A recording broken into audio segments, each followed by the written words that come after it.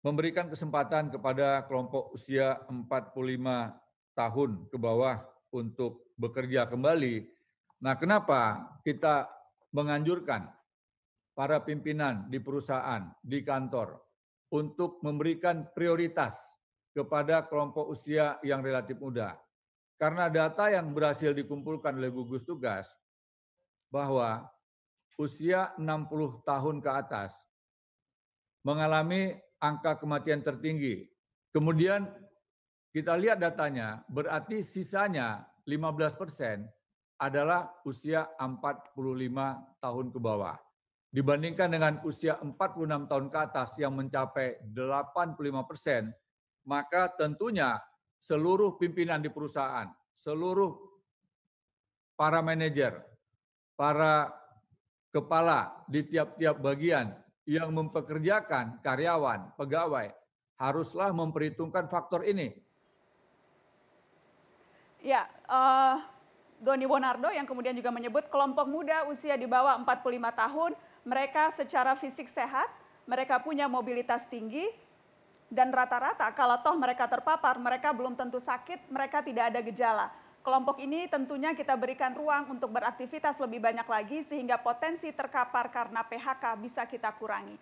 Saya ingin ke Pak Wiku, Ketua Pakar Gugus Tugas Satgas COVID-19. Pak Wiku, apakah ini salah satu contoh kebijakan relaksasi yang dilakukan oleh Satgas?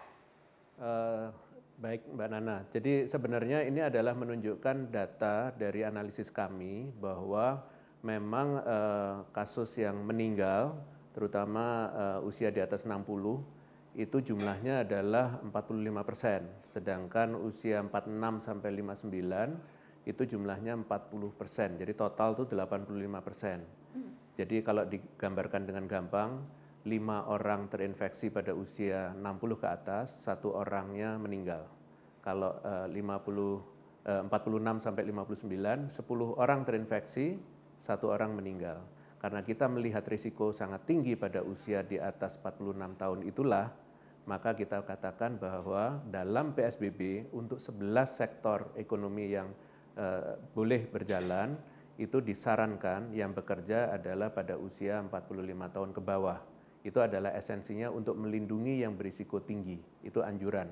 Karena sebelumnya kita belum memiliki analisis itu mengatakan semua orang pada seluruh usia bisa bekerja di 11 sektor itu pada PSBB. Jadi ini sebenarnya adalah anjuran untuk memastikan bahwa kita harus siap untuk melindungi yang berisiko. Oke, tetapi bukankah mereka yang di bawah usia 45 tahun bisa saja sakit tidak menunjukkan gejala ketika bekerja, pulang ke rumahnya, bertemu dengan orang yang lebih rentan dan terinfeksi, jadi sama saja kan Pak Wiku? Ya, dalam kondisi di rumah jumlah yang bertemunya lebih sedikit dibanding di tempat kerja.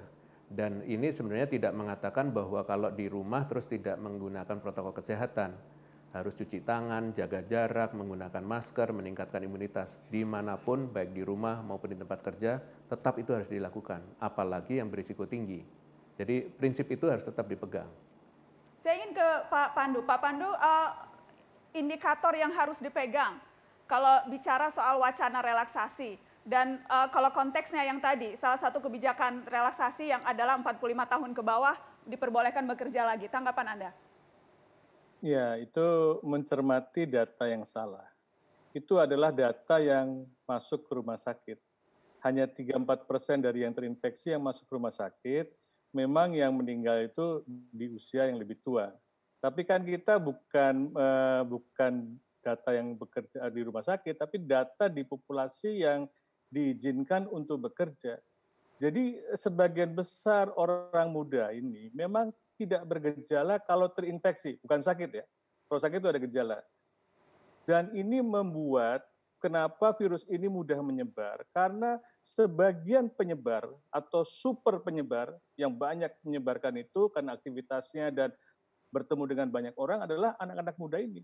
Kalau itu yang dipilih, itu artinya bukan menekan kasus penularan yang menjadi tanggung jawab gugus tugas, tapi membantu penularan itu terus berlangsung. Saya heran kenapa gugus tugas memberikan saran ini kan mitigasi sosial ekonomi, bukan tanggung jawab gugus tugas. Tanggung jawab gugus tugas adalah menekan penularan. Program penularan itu adalah supaya jangan sampai anak-anak muda yang tadi ini tidak menjadi penular pada yang lain. Itu yang harus ditekankan, kembali ke basic. What is your job? Itu saran saya. Terima kasih. Pak Wiku, silakan tanggapannya. Jadi kalau kita melihat, kita lihatnya jangan hanya cuma melihat dari satu sisi. Mari kita lihat dalam aturannya PSBB. Membuat peraturan PSBB pasti sudah menggunakan berbagai kajian dan pemerintah melihat berbagai aspek. Yang diatur kan PSBB ada 11 sektor yang boleh dilakukan. Dan 11 sektor itu artinya semua umur juga boleh bekerja kan. Mungkin maksudnya Pak Pandu, PSBB itu 11 sektor itu mungkin nggak boleh bekerja semuanya. Padahal aturannya kan boleh bekerja. Kita menyarankan agar yang mempunyai risiko tinggi tidak bekerja. Yang memiliki risiko lebih rendah tetap bisa bekerja sesuai dengan aturan PSBB. Tetapi tidak melupakan protokol kesehatan. Dan itu harus dilakukan, bukan berarti terus akan timbul penularan. Kalau nggak disarankan 45 tahun pun juga tetap timbul penularan kalau kita nggak menggunakan protokol kesehatan. Jadi nggak usah pakai data saja, sudah jelas itu. Tapi kalau membaca pernyataan menjadi 45 tahun, jadi tidak tepat menggunakan istilah 45 tahun, tapi harus tetap menggunakan protokol kesehatan. Kenapa tiba-tiba ada ide yang menggunakan data rumah sakit yang dirawat di rumah sakit kematian yang tinggi pada usia itu akan menjadi alasan untuk mereka yang bekerja. Seakan-akan kematian di tempat bekerja itu seperti yang ada di rumah sakit. Itu risiko kematian, bukan risiko penularan. Mohon diperhatikan data itu data rumah sakit atau data di populasi. Pak Wiku? Ya, data itu adalah data yang dikumpulkan dari berbagai pihak, dalam konteks ini sektor kesehatan, bukan hanya yang di rumah sakit. Bukan hanya di rumah sakit. Jadi kembali lagi saya tegaskan, bukan hanya di rumah sakit, karena mereka mengumpulkannya juga dari puskesmas, dari komunitas, dengan tracing dan seterusnya. Maaf Pak Wiku, itu data kematian kan? Kalau data kematian, bukankah kemudian data yang terkumpul di rumah sakit? Data kematian, ya. Data kematian memang data rumah sakit, tetapi kan kita punya datanya bukan hanya cuma data kematian. Jadi, ketika kemudian tadi Anda menyebutkan jumlah datanya, persentasenya, itu data kematian atau bukan? Itu data kematian. Yang didapat dari? Begini Mbak, coba kita lihat dengan jernih. Di dalam data covid19.go.id, di situ bisa dilihat, saya hanya menjelaskan dari konteksnya meninggal. Tapi kalau dalam konteksnya yang positif ada, yang dirawat juga ada, yang sembuh juga ada di situ. Jadi saya hanya menunjukkan yang ekstrimnya saja. Tapi kalau mau lihat yang semuanya yang terpapar ada di situ. ODP, PDP juga ada di situ. Baik, Pak Wiku, tadi Anda sebutkan bahwa ini salah satu dari banyak pertimbangan yang dilakukan atau yang diambil. Saya ingin tanya, apakah misalnya pertimbangan soal usia 45 tahun ke bawah diperbolehkan bekerja, itu kalau tadi Anda katakan karena bahkan PSBB pun mereka tetap bisa bekerja, tapi kenapa disampaikannya di saat wacana relaksasi? Dan kenapa kemudian pernyataan Pak Doni mengatakan supaya yang PHK bisa dikurangi? Bukankah mereka tidak terkena PHK kalau memang PSBB memperbolehkan industrinya dilakukan?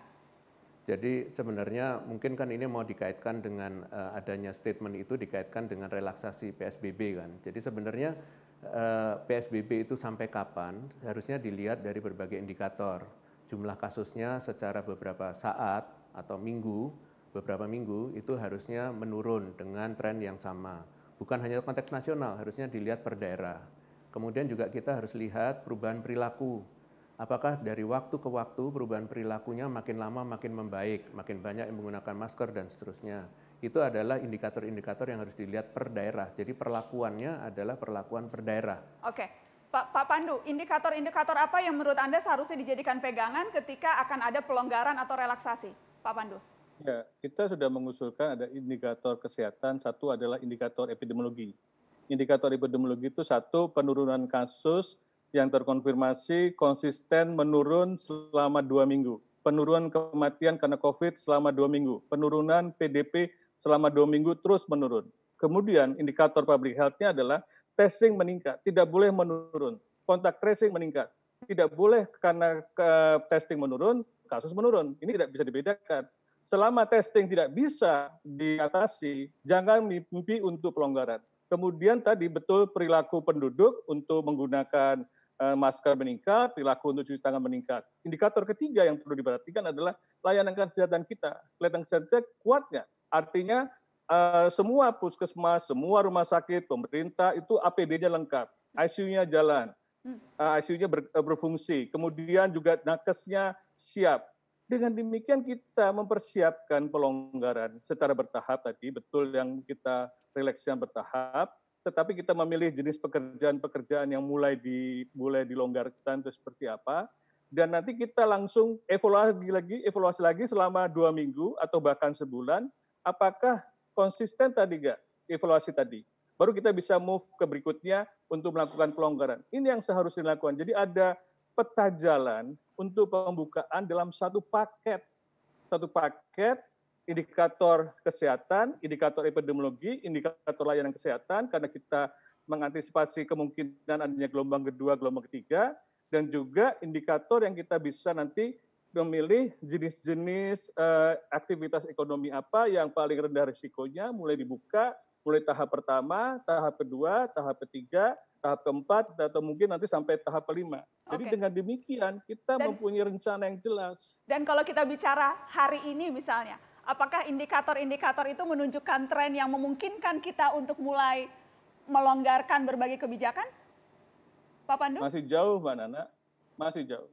Testing aja belum bisa diatasi. Masih jauh.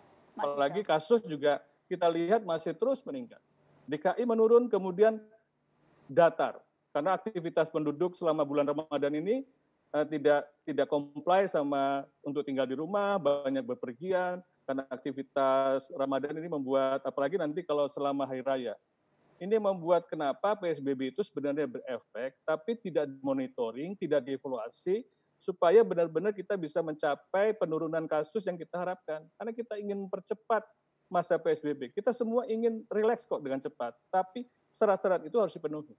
Baik, kita akan kembali setelah pariwara, tetap di Mata Najwa.